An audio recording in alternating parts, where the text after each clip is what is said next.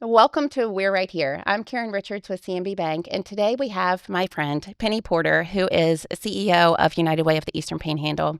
Penny, we're just really happy to have you here today. Well, So thank you so much, thanks Karen. for taking the time to join us. Absolutely, my pleasure. Thank you. So give us a little bit about your story. So why United Way? How did you go down this path? Yes, so it was unexpected. I had actually worked in my previous job for over 21 years, and that was the first time in a couple of decades then that you hit the job market, and it's a little intimidating trying to Hmm. figure out what's next. And so it was just an opportunity that presented itself. One of the board members at the time approached me about considering it. And it wasn't the first time, actually, that someone had talked to me about United Way. One of the previous leaders of the organization, when he was transitioning, had mentioned it to me and was very tempted at the time, but the timing was just a little off for me. And so this time, of course, I gave it a lot more serious Hmm. consideration, and it did feel like a very good fit. I worked previously for a United States Senator for 21 years, and um, I like to reference him as a public servant. He really kind of embodied that idea of giving back to those he served and making sure he represented the community well. And so my position was actually making sure he knew what was going on in the Eastern Panhandle and did some casework as well, but really making sure he was aware of what was going on here. And so that meant I needed to dig into issues here to be prepared. So it was a great transition to United Way, almost a continuation of that, learning about the community and then finding what the needs are and how, as a community, we can address those needs. Was it intimidating coming in? So in your previous role, so you were preparing him for what the needs were, and then knowing that you were going to step into this role, um, and kind of be like the leader to address a lot of the issues in the Eastern Panhandle. Was that intimidating for It was you? very intimidating, and luckily, I was able to transition. So I started at United Way as the director of community impact, and then eventually became CEO. But kind of walking into that role, I had such high respect and regard for those who served previously. Mhm. Trina Bartlett is an incredible leader here in our community. Jan Callan, those were the individuals that I was working with on a regular basis in my previous job. So being able to kind of step into their shoes was intimidating, but it was also extremely exciting and Mhm. created this opportunity that I know I just didn't want to pass up when it Mhm. presented itself. Probably really fulfilling too.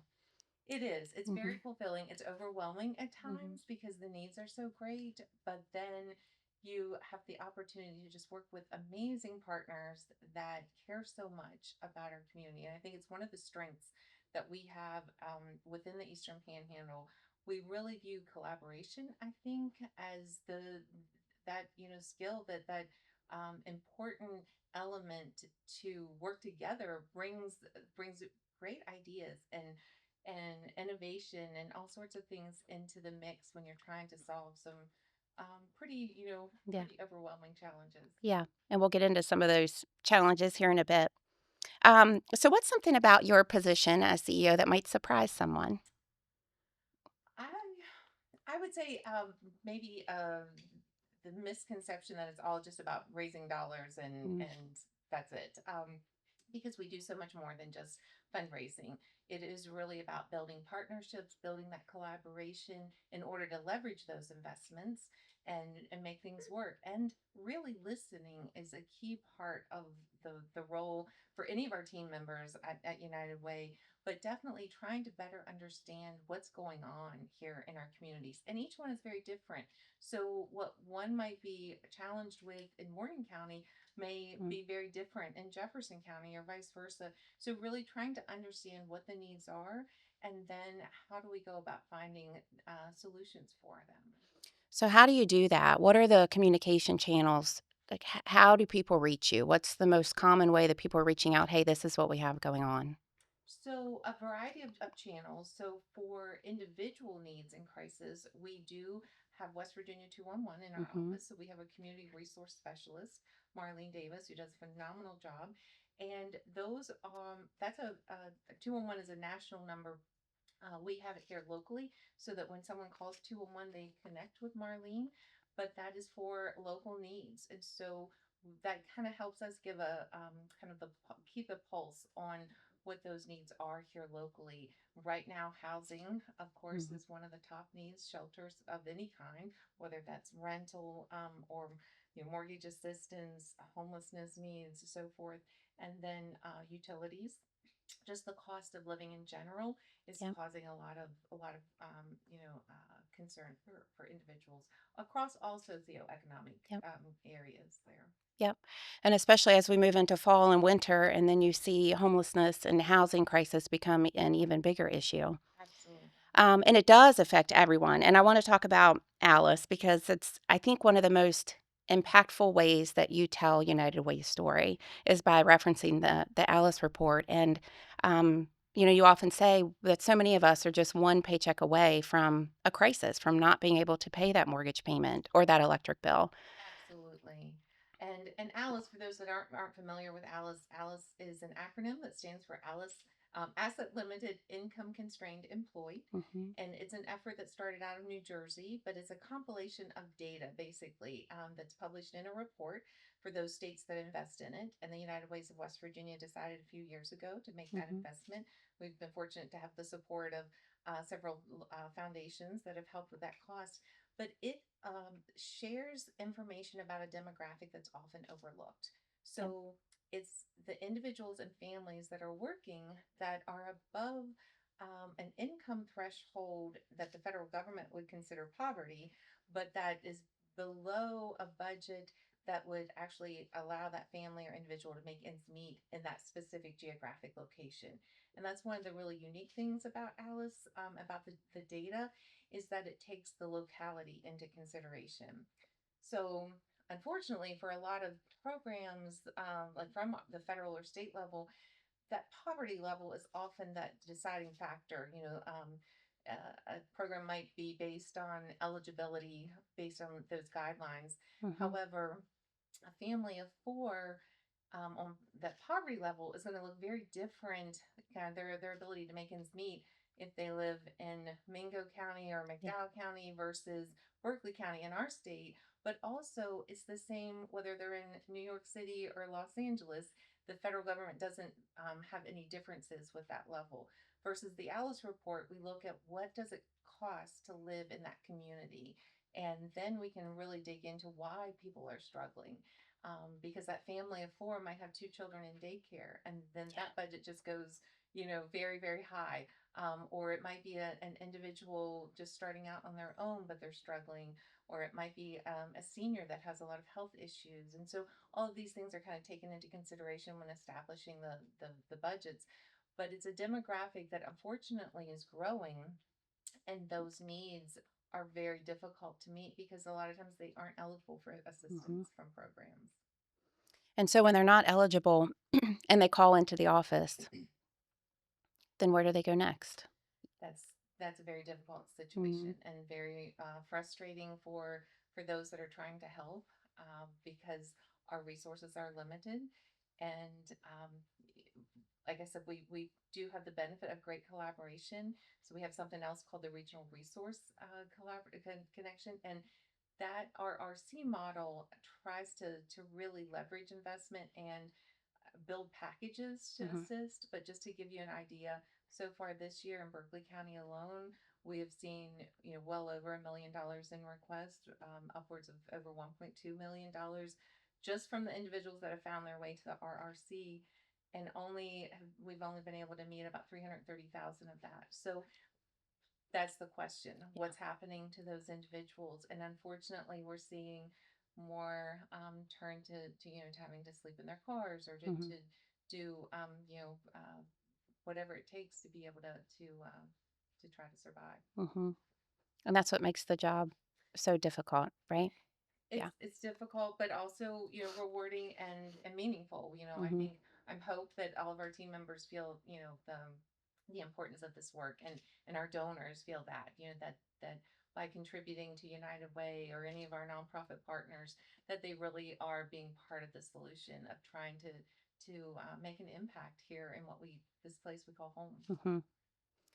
Let's shift a little bit and talk about the Day of Caring. So, you talked Mhm. about your partners and ways that you can make an impact. So, Day of Caring is a way that United Way can give back. Yeah. So, what does that look like? You're coming off of just, was it last week? It Week was before? the ninth, so it's almost Yep. the second Tuesday in the Hmm. month of September, and we had a tremendous response this year. We really have felt that we kind of bounced back completely from the pandemic in Yeah. terms of volunteerism for Day of Caring. You know, with that, we had gone to a lot of virtual ideas and activities, but this year we estimate we had about 1,000 participants across the three counties. So a very great response from of all ages, from our youth on up, and it was great to see the enthusiasm and excitement. We had Hmm. a lot of new companies join us this year. And it is just a day of coming together, neighbor helping neighbor, giving back Hmm. into that nonprofit community. And our nonprofits just appreciate it so much. They get so much done in that one day that you know, they otherwise might take them months to get to. You know, it's at the bottom of the list to be able to tackle all of their projects that they might be putting off. Well, it's always one of our favorite days. So, we had, of course, two teams in the Eastern Panhandle. And then just last week, we had a team in the Washington County United Way Day of Caring. So, it's always one of our favorite days. We always have a really good turnout from our team. And it's just a fun day to be together and to give back. Well, we So, appreciate CMV so much for all of your contributions throughout the year, and just wonderful experience on our side. But love to hear the feedback from our volunteers too, because they enjoy it so much. yeah, I was feeling it the next day. Yeah. So we, as you know, we were at the Apollo Theater, and so lots of steps, lots of carrying heavy things, but Yes, so we were work out your feeling it. muscles on Day Yeah, of yeah, yeah, Caring. for So. sure. Yeah. So we talked about Alice. So let's talk about another program or initiative that you're especially proud of. I would say one of the I have so many, you know, and I love all of the things that we invest in, but one that's close and kind of near and dear to my heart is our work with youth literacy, Hmm. and that comes from kind of a personal perspective. My grandfather could not read or write, and so that had an impact on me as a child. Just once I learned that and realized what that kind of meant in his life, he had to drop out of school when he was in third grade to help with the family, and that was, you know, a century ago kind of a, you know, timeline, but it had that impact, and then I had the beautiful opportunity to be the first in my mom's side of the family to graduate college, and so education has just been very important to me and opened up so many opportunities. And so our work in that area is very special to me, and I think it kind of came to the forefront in that idea of listening. So when I first took on the role of CEO, I tried to go on my own sort of listening tour and talk to several leaders in the community. And in one of the conversations with one of the school superintendents, I asked, what could United Way do? What do you need help with? What are we here? You know, we're here to help. What do you need? And she pulled out some test results and she laid them on the desk and said, this is what we need help with. Hmm. We need to increase our test scores, but we need to make sure that the children are really absorbing and learning, you know, from a young age. And what can we help to develop, you know, as a partnership. And so digging into the research, we have the benefit of the incredible scientific research now on brain development and on all of these wonderful things. And so the research is out there for us that, you know, the human brain develops so rapidly from birth to age 3, and it needs so much support to be able to really, you know, realize that full potential. And then there are all these other incredible studies being done, and there was one that was done, I think it was a university out west, and they did it, they repeated it actually because they were so surprised, and they repeated it a few years later, but they were looking at what are the success factors for academic success in by third grade.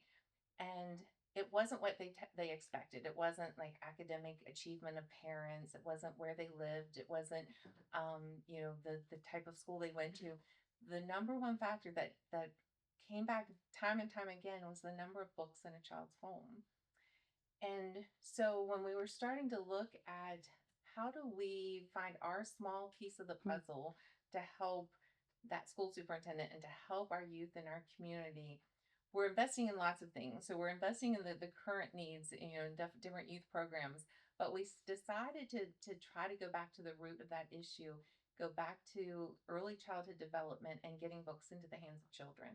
And so it's a small step, but we feel like it's a tangible way for United Way to address that need in a long term, sustainable, Mhm. solution based way of doing it. And you do that at a couple events, you accept book donations. We do. So we have our little black dress event in Mhm. the spring. So we accept book donations then, and throughout the year, we're trying to raise dollars to purchase books or accept books. But then anywhere that we are invited to attend for children and youth and families, we take books. So instead of being invited to a Halloween party and taking candy to give out, Mhm. we'll go to the Halloween party, but we'll take books instead. Or if we have an event downtown, we'll try to make sure we have a table full of books to be able to share with children. And the response is just, incredible. The children are so excited to get a book to take home, and in Mhm. many cases, it may be one of the first that they get to keep, and Mhm. that's pretty special. So we are excited. We hope to continue that program. We look for ways to partner with other organizations. We're the fiscal agent for Christmas Cash for Kids. So we offered a few years ago to add a book to the gifts that they're getting at the holidays. So that's another Mhm. example of how we try to just look for those creative ways to share that. So, my daughter Claire, as you know, she's in 1st grade, so she is learning to read, and, of course, they have their words every week that they work on, and she brings her library book home every week that she's checked out and loves to sit down and read it to us. And to watch her face when she figures out a word that maybe she didn't know how to read the week before is amazing. She loves to sit down and read. It really Mhm. is. And one of our previous board members shared a story when we were first looking into this and trying to figure out where we wanted to put United Way into this mix. And he was a read aloud volunteer, Yep. and Mhm. I think he read to a second grade class, and he shared the story with our community investment committee that when we were talking about the need for books, and he said, "Well, I can definitely share this experience that." He was reading to the group and talking about it, and the one little girl pulled on his pants leg or whatever. They're sitting there, and he said, "I don't like to read." And he said, "Well, why don't you like to read?" And she said, "Because I don't have any books at home." Mhm. And so we Mhm. know that is a challenge for many families when they're especially just trying to make ends meet, and, Mhm. and providing food and other securities there, that if we can do a little bit to enhance that quality at Yeah. home, for the parent to enjoy as well too. There's something special about reading to a child, and, Yeah. and opening that world up. Yeah, absolutely. So tell us, if someone wanted to get involved today to make a difference and to help with United Way's mission, what would we do? Oh, there's so many different ways. Yeah. And as you know, Karen, because you've done so many of the different things there, but we have a variety of committees. So if anyone has a desire to join another committee in their life, Mm. we have groups that are raising dollars. So if that is more of an interest, and we also have groups that are learning about these needs in the community, our community investment team that provides the recommendations to our board of how to invest our dollars that we raise back into the community. But we also have like subcommittees with that. So if you're an event planner and you want to just plan special events, we have opportunities for that. And then of course we have the network of all of our nonprofit partners. So we are supporting on an annual basis, usually around 40 plus local nonprofits, and then we're partnering with even more in a variety of other ways. So all of them also need volunteers. So we try to make sure to direct individuals where their interest lies. And one of the ways we do that is through an investment into a website that is called volunteerep.org. And that is a way for our nonprofits to post volunteer needs. And then any individual can go online and search and find something that might interest them. I like that you said you try to match a volunteer with something that interests them because that's how you're going to keep your volunteers around for longer. Definitely. If you're kind of letting them pick and not just assigning them out, We do the same thing at the bank, and really that's how I came to, to United Way, because there are so many different opportunities, and whether you have money to give or time to give, a combination of the two, there's really countless ways that you can give back with United Way. And as you said, 40 plus agencies that we work with, it's really limitless on what you can do to help. It really is. And I think Day of Caring gives that nice sort of introduction to the Hmm. opportunity. So many of our agencies that host a project will then end up securing volunteers throughout the year from those volunteers that come for a Day of Caring. And or they'll return year after year to the same site because they've grown to have that Hmm. attachment. Yeah. So let's talk about you and your leadership style. How would your team describe you? Hmm. It probably depends on what day you ask Yeah. them. And I what would event say you're that we're planning and what's dynamic. going on. Yes, Uh-huh. stressed or not stressed. So I hope that they would see me as more of a colleague and a servant leader. I try to get in the trenches there with them. We're a small team, so everyone pitches in whenever you're needed to do whatever the task is. And that just is has to be the case when you have a small staff and do a fairly large scope of work in the community. And we are very, very fortunate that um, we have experienced individual who's been there 30 plus years, Hmm. and then we have a new staff member who just celebrated about a year and a half with us. So that that brings a lot of fun perspectives Yeah. into the mix. We have new ideas, and then we have the historical perspective as well.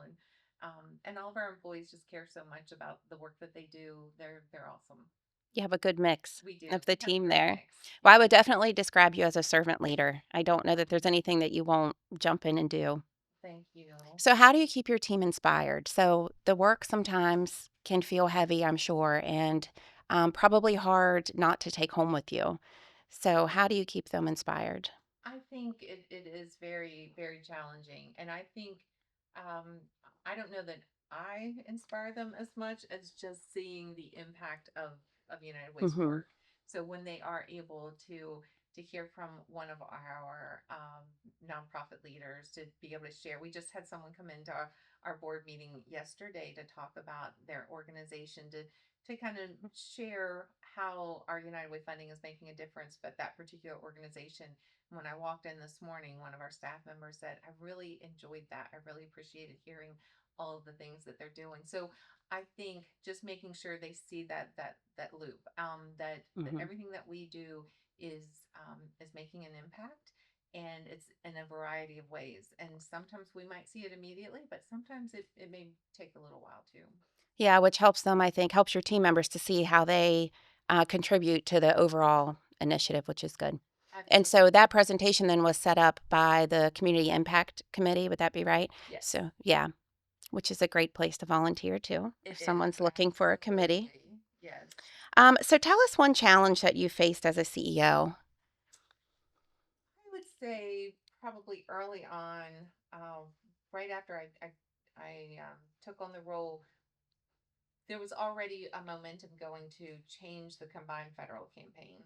And that is the only way that individuals in the federal workforce can be solicited to donate to any organization.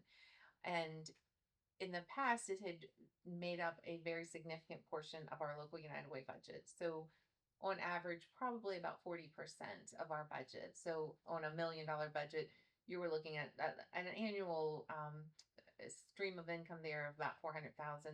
Some Hmm. years less, some years more. We had a year or so that went over 500,000, closer to six, and within 1 year, that was practically eliminated for our United Way. The CFC still exists and is very successful for many areas, but for our particular Eastern Panhandle, it was regionalized in a way that we don't have any local control over that anymore. And without that same level of local involvement, it's all but kind of disappeared. And so with that, we were looking at 40% of our budget being gone immediately. And so being able to be flexible and open to ideas, I Hmm. think was necessary for that. And it just so happened that a neighboring United Way offered the regional United Ways here in Maryland, Pennsylvania, West Virginia to replicate something that they were doing in Frederick, which was the Unity Yeah. campaign. And so we were the only ones that took him up on the offer and Wow. ran with it. And I will tell you, I'm not usually a risk taker with trying things out that quickly. I would usually like to research it more and try it, but we knew we were facing a serious decline in revenue and decided to just take the leap of faith. And the community has just embraced it in almost an identical way to what the CFC was doing, which was really focused on designations.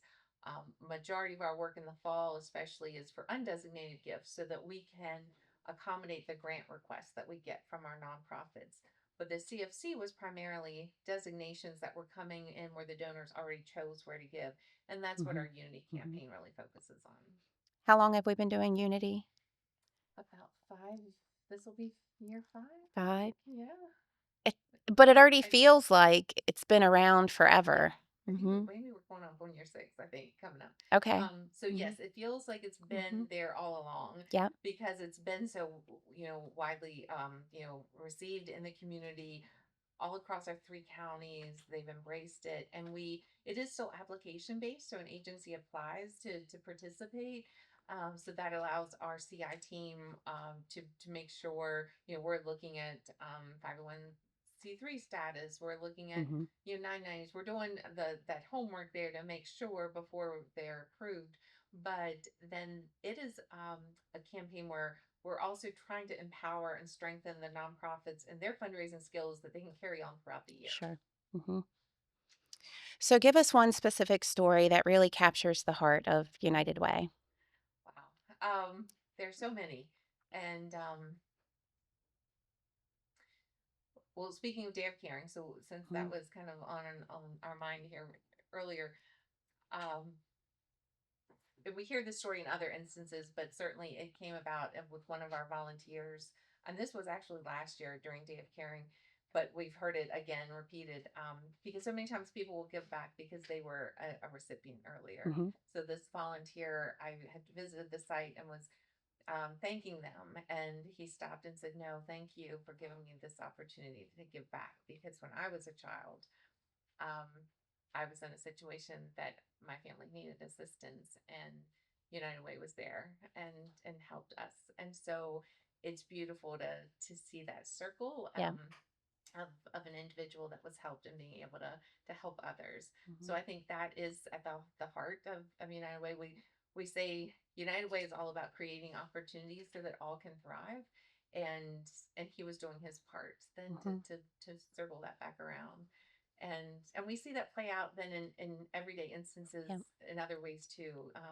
Yesterday we talked about having that nonprofit come in to talk to our Mhm. board, and she did a great job in it, really showcasing all the different ways that the dollars are making an impact in the work that they're doing. And then after she wrapped up, what struck me was that one of our other board members who works at a healthcare Yeah. Mhm. facility Mhm. immediately spoke up and Yeah. said, we need to talk about this crisis service Mhm. providing that service that you're doing. And so that connection was made. And then I thought about it last night, and I'm like, what was really neat about that is that she and her team were just at a Day of Caring site last week at another facility where they were making similar connections. And that particular facility had another employee group there that wasn't connected to United Way, and she referred them to United Way. So It's it's lots all of of these, yeah, connections. it's all Uh-huh. of these puzzle pieces kind of Mhm. coming together. Mhm. And that's really at the heart of what United Way is. It's about facilitating and collaborating and bringing these different pieces together so that we just try to help everyone thrive. You kind of see it in yourself too. I didn't know that you had such a personal connection to the literacy initiative. So then you see it in yourself too, that it's coming full circle and now you're making such a big difference. Oh, thank you. So you talked about kind of having to be flexible with funding sources and fundraising. And so to think about United Way in the future, and we know that sometimes people's philosophy for giving maybe it changes somewhat. So I'm going to designate dollars to a certain nonprofit instead of giving to the whole bucket, as just one example. So what do you think over the next few years? How will that look for United Way? I think we are definitely in a position of needing to grow. I think the needs are growing, and so if, as an agency, if we need to respond, we have to make sure we're growing as well. Mhm. And those needs are just continuing to grow relative to our population growth, because anytime your population is growing, your needs are increasing as well. Mhm. But then also like these demographic shifts that we're seeing with people struggling, more Yeah. and more. So there's multiple layers and levels to that.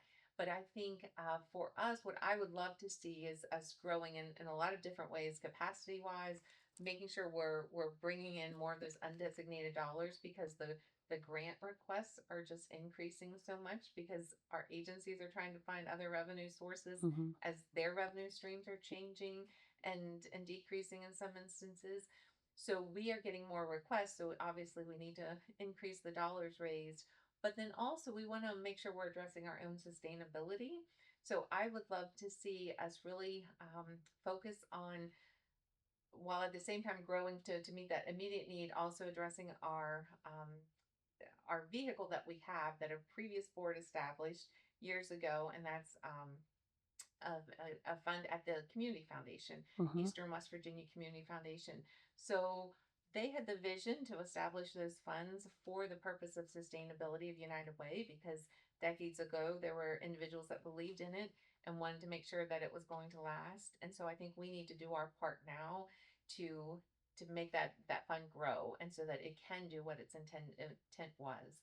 And my husband and I were just watching a YouTube video not long ago of a veteran actually, and he was relating a lot of stories, but he used a beautiful analogy, I thought, that I've been thinking about a lot in the last several days. But it's really he talked about his service in Vietnam and different experiences that he had. But he says it's like he was also a track coach, and so my daughters are in track. I'm not a runner, but my daughters are runners. So I think it just hit home as I envisioned this. But he was a track coach, and he says it's like the carrying the baton, and he said so productivity and anything you're doing in this lifetime, you really have to view it as you're carrying the baton to the next. But you're only as good as those that ran previously and gave you that baton, and then you have to carry it forward.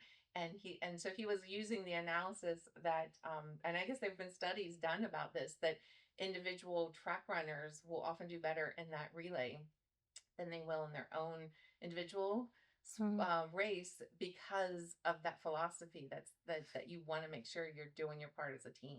No, I get And that. yeah, Somebody's pushing you. right. Somebody's, And I yeah, thought that was a beautiful motivating way you. of Mhm. describing it. And I feel that responsibility in Mm. so many areas of my life, but especially for United Way, because we've been around for so long. And we have a duty to kind of honor what came before us, and those individuals that established this incredible giving community. And what do we do to make sure it's going to last beyond us? Yeah, right. Well, since you brought up running, we have an event coming up, We don't do, we? yes. Yeah. And before we close, let's just talk about the calendar that United Way has coming up through the fall and the winter. You've got a lot going on. So tell us where we can find you. We do have a lot going on. So our events are typically always laid out on our website, uwayep.org. But we have so much going on this fall. So of course, our workplace campaigns are kicking off this month. We have our mega food drive going Mm. on. It was scheduled to the end of September, but I think we're going to extend it. And our food pantries are in dire need of making sure that their shelves get replenished. So any support that we can get, making sure we get some donations for them was great. All of our food is given back to local food pantries and backpack programs. So that will run through early October, I would say. And then we've got our turkey trot that is scheduled for Hmm. Thanksgiving morning. As I said, I'm not a runner, but there are a lot of runners who like to get out on Hmm. Thanksgiving morning. So we invite everyone to come out to James Rumsey that morning. So signups will be going out here. I think the site might already be available, but it has grown very much in the last couple of years. So I think we went over 400 runners last Mm, year. wow. And so that's a great way to just have some great bonding time with your family and friends before celebrating Thanksgiving. And we like to say you're home before Santa comes through the Macy's Day Parade, You- so yeah. Right. But then we're excited. As you know, we've got a new event coming. Hmm. So you and several CMB team Hmm. members are helping us plan a new event for Morgan County, the Martinis and Mistletoe event. Hmm. So this is another way of supporting our local nonprofits, and we're excited that will be on December 4th at the Cape and Resort State Park. And the martinis and mistletoe will be one of the anchors of something we're calling the 12 ways of giving this year. So we're going to hopefully share some different ideas, different ways to give back over the holidays. And then, of course, we have our annual Giving Tuesday online auction. So we are in the process of collecting sponsorships for all of those great events, but also auction items and that sort of thing too. So we try to make sure there's some fun in the fundraising Hmm. element, and this fall should definitely capitalize on that. So I don't know how you kept all that straight with no notes. With no notes, you got all your dates and all of your um, events down, and yeah, that's right. So workplace campaigns, sponsorships, even $1. Somebody just has $1 to give, right? It makes a oh, difference, and absolutely, yes. As I mentioned, we are the fiscal agent for we provide fiscal services for Christmas Cash for Kids, and Becky Letton always says mhm, every penny counts, and so yeah, we embrace that philosophy, whether it's a penny, a dollar, an hour of time, 15 minutes, whatever it is, whatever talents you bring to the table. It's wonderful to be able to share that with others, so that we really can have an impact with a lot of our community members that are in need. yeah. Well, what have we missed? Anything we didn't cover? I think we probably covered quite a bit.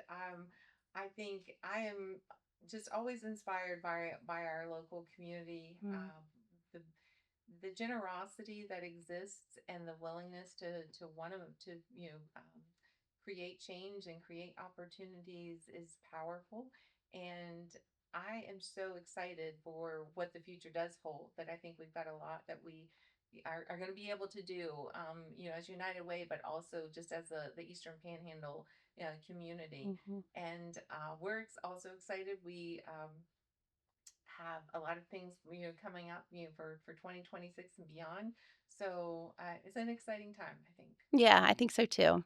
Well, thanks for joining us today. And on behalf of the entire CMB Bank team, we always appreciate the opportunity to partner with you and your relationship with us, and for you giving us the opportunity to give back and make a difference in the community too. So thank you so Oh, much. my pleasure. Thank you for everything that you and your team at CMB, that you contribute so many different ways, and it is greatly appreciated.